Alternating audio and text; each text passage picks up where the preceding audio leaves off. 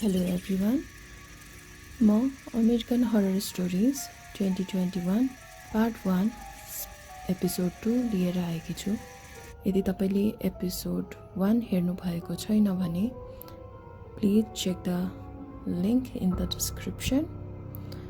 यो भिडियोको स्टार्टिङमा हामीले एउटा केटीलाई देख्छौं जो हातमा चक्कु लिएर एउटा नर्सलाई फलो गर्दै थिए। घायल नर्स बेसमेन्टमा आउँछ जहाँ स्कारलेटले उसलाई मारिदिन्छ। उसलाई मारेर Scarlett feels happy. Later on हामीले स्कारलेट र त्यो अर्को केटी रुबीलाई सँगै बाथटबमा देख्छौं जहाँ उसले आफ्नो ब्याक स्टोरी बताउँछ। उसलाई उसको अंकलले बताउनु भएको थियो कि जब ऊ 6 वर्षकी थिए तब उसको प्यारेन्ट्सहरू कार एक्सिडेन्टमा मारिएका थिए। रुबीको अंकल एउटा साइकोप्याथ थिए जसले उसलाई टर्चर गर्थे। जब ऊ 16 वर्षकी भई अंकलले उसलाई आफ्नो रियल प्यारेन्ट्ससँग भेटाउनु भयो। उनीहरूको एक्सिडेन्ट भएको थिएन। उनीहरूले रुबीलाई बेचेका हुन्छन् र त्यो मान्छे उसको आफ्नै अंकल पनि थिएन। रुबी यो कुराले डिप्रेस हुन थाल्छ। उसले फाइनली यहाँ आएर सुसाइड गरी र डेथ नोटमा आफ्नो अंकलको नाम लेखेकी थिए। बट ब्याड लक उसको बडी एउटा रियल एस्टेट डेभलपरले पाउँछ जसले उसको बडीलाई घर पछाडि गाडिदिन्छ। उसले उसको डेथ नोट पढेर यो सबै कुरा लुकाउँछ। एज यो खबरले घरको प्राइस घट्न सक्थ्यो र त्यसै बेलादेखि रुबीको सोल यो घरमा ट्र्याप भएको थियो। यसबाट यो कुरा क्लियर हुन्छ कि यो घरमा जो कोही पनि मर्छन् उनीहरूको सोल यही घरमा ट्र्याप हुन्छ। रुबी र स्कारलेट मायामा परिसकेका थिए एज दुवैजना लेस्बियन थिए। रुबीले स्कारलेटलाई यही घरमा सुसाइड गर्न भन्छ so that they can be together for ever. यो कुरा सुनेर स्कारलेट चिन्तामा डुब्छ र त्यहाँबाट उठेर जान्छ। नेक्स्ट डे पुलिसहरू त्यो घरमा ट्रोय र माइकलसँग सोधपुछ गर्न आउँछन्। माया र उसका 3 साथीहरू धेरै टाइमदेखि मिसिङ थिए। अफिसरहरूले भन्छन् उनीहरूले मायाको इन्स्टा चेक गरेका थिए र त्यसअनुसार उनीहरूको लास्ट लोकेसन यही घरमा थियो। पुलिसलाई स्कारलेटमाथि शङ्का थियो तर उनीहरूसँग कुनै स्ट्रङ एभिडेन्स थिएन। माइकल र ट्रोयमाथि पनि शङ्का गर्न थाल्छन्। यो कुरा सुनेर उनीहरूले पुलिसलाई त्यहाँबाट जान भन्छन्। एज माया एन्ड क्याङ यसै घरमा मरेका थिए उनीहरूको सोल पनि यही ट्र्याप भएको थियो। उनीहरूले स्कारलेटलाई हन्ट गर्दै थिए जस कारणले स्कारलेटको हेल्थमा नराम्रो असर परिरहेको थियो। अब एक दिन 4 जना मिलेर स्कारलेटलाई मार्ने प्लान बनाउँछन् जसलाई रुबी आएर रोकिदिन्छ। मायाको एउटा साथीले यो भन्छ कि रुबी धेरै नै डेन्जरस छ र ऊ रुबीसँग धेरै नै डराउँथे किनभने रुबीले उसको फेसको स्किनलाई निकालिदिएकी थिए। सो बेसिकली रुबीले उनीहरूलाई धम्काएर त्यहाँबाट भगाइदिन्छ। नेक्स्ट डे हामीले माइकल, ट्रोय र स्कारलेटलाई डाक्टरसँग थेरेपी सेसन गरिरहेको देख्छौँ। ट्रोय र माइकललाई यो थाहा हुन्न कि डाक्टर एउटा होस्ट भइसकेकी थिइन्। यो घरमा जसको पनि सोल ट्र्याप हुन्छ उनीहरूलाई जीवित मानिसहरूले देख्न, बोल्न र छुन पनि सक्थे। बट उनीहरूको केही लिमिटेसन पनि थियो। उनीहरू यस घर बाहिर जान सक्दैनथे। डाक्टर होस्ट भएको कुरा स्कारलेटलाई पनि थाहा थियो। घरको रेनोभेसनमा उनीहरूले सबै पैसा खर्च गरिसकेका थिए र घरका बाँकी खोस्टहरूले पनि उनीहरूलाई तर्साउन थालिसकेका थिए। एक दिन अचानक बाथरुममा माइकलमाथि पिगम्यानले हमला गर्छ। ट्रोयलाई यो कुरा माइकलको इल्युजन मात्र लाग्छ। यस कारणले उनीहरूबीच ट्रस्ट इस्यु सुरु हुन्छ र उनीहरूबीचको रिलेसन बिग्रिन थाल्छ।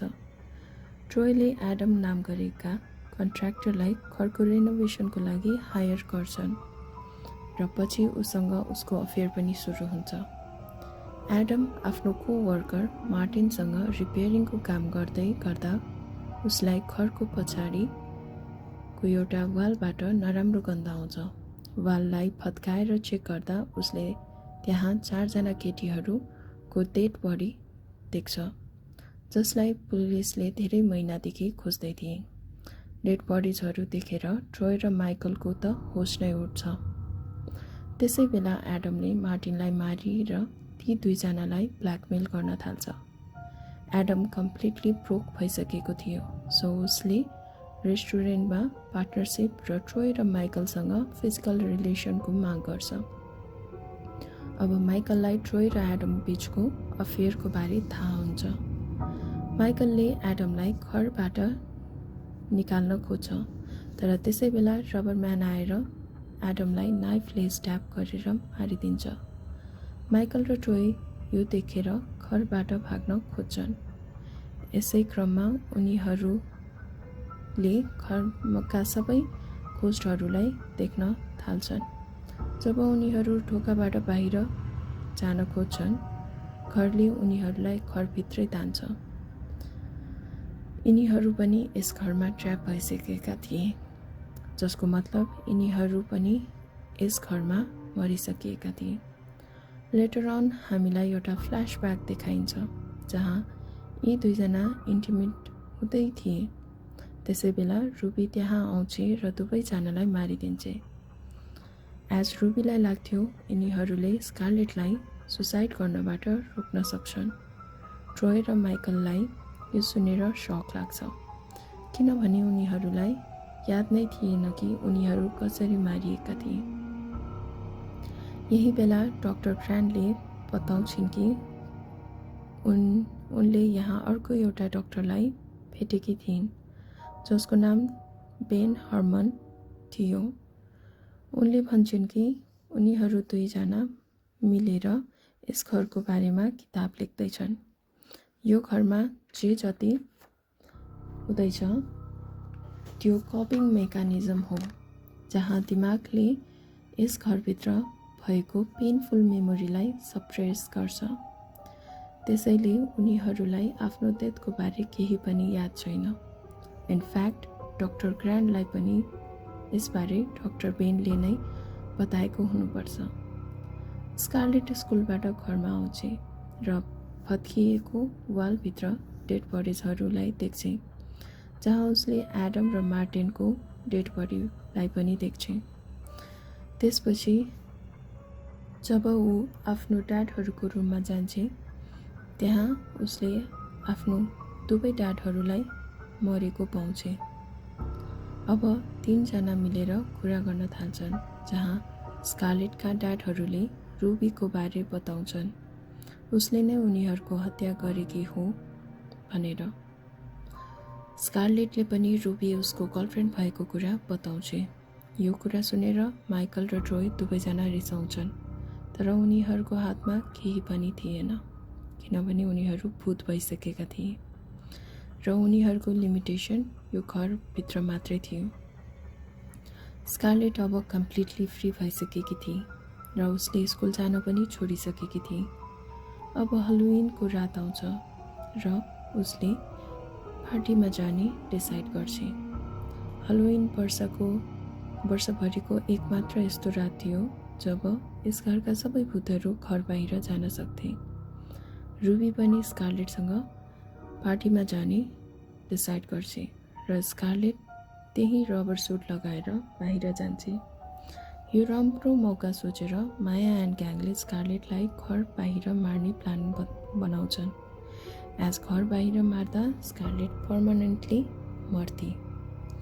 हलोविन पार्टीमा स्कुलका सबै स्टुडेन्टहरू आएका थिए।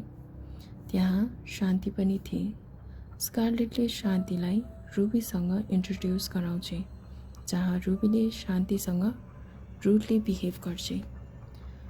शान्तिले स्कारलेटलाई इग्नोर गर्दै थिए, एज सी न्यू द्याट स्कारलेटले नै माया एन्ड ग्याङलाई मारेकी थिए। शान्तिले स्कारलेटलाई सिधै मुखमा ऊ एउटा साइकोप्याथ भएको ऊभित्र कुनै पनि दया भावना नभएको र उसले मान्छेहरूलाई अब्जेक्टको रूपमा युज गर्ने गरेको कुरा बताउँछे।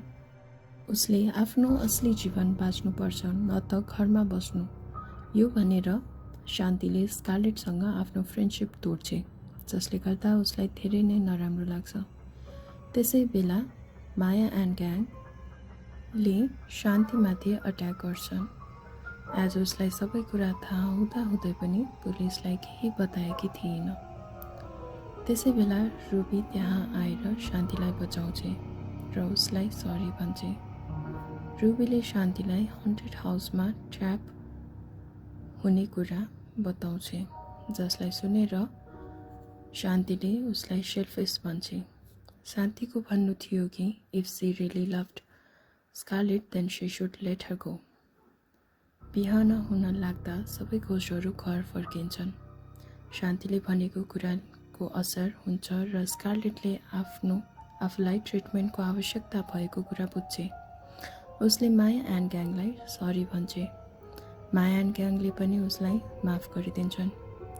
यहाँ स्कारलेटले सुसाइड नगर्ने कुरा रुबीलाई बताउँछे र यो कुरा रुबीले पनि बुझ्छे। स्कारलेट आफ्नो ड्याडहरूलाई गुड बाई भनेर घरबाट बाहिर जान्छे। अब 10 महिनाको टाइम बित्छ र हामीले स्कारलेटलाई गाडीमा कसैको घर बाहिर देख्छौँ। त्यहाँबाट उसले हन्टेड हाउसमा कल गर्छे। त्यहाँ स्कारलेटका दुवै ड्याडहरू गर्ल्सहरूसँग खुसी थिए। उनीहरूले गर्ल्सहरूको लागि खाना बनाउने र उनीहरूको ध्यान राख्ने काम गर्दै थिए, जुन कुरा उनीहरूले स्कारलेटको लागि कहिले पनि गरेका थिएनन्। यो कुरा सुनेर स्कारलेटलाई थोरै जेलसी फिल हुन्छ। रुबी पनि सिरियल किलरबाट नर्मल भइसकेकी थिए, तर स्कारलेटले रुबीसँग नर्मली कुरा गर्न कल गरेकी थिइन। स्कारलेटले रुबीलाई बताउँछ कि उसले उसको अङ्कलको पत्ता लगाएकी थिए र त्यही रबर सुट लगाएर उसले उसको अङ्कलको मर्डर गरेकी थिए। त्यसपछि हामीले स्कारलेटलाई हरेक वर्ष हलोविनको रात हन्टेड हाउस भिजिट गरेको देख्छौँ र यसैका साथ यो पार्ट यहीँ फिनिस हुन्छ। यो भिडियो मन परे लाइक र कमेन्ट गर्न नबिर्सिनुहोला। म अर्को पार्ट लिएर छिटै नै आउनेछु। त्यतिसम्मको लागि tata, bye bye and take care.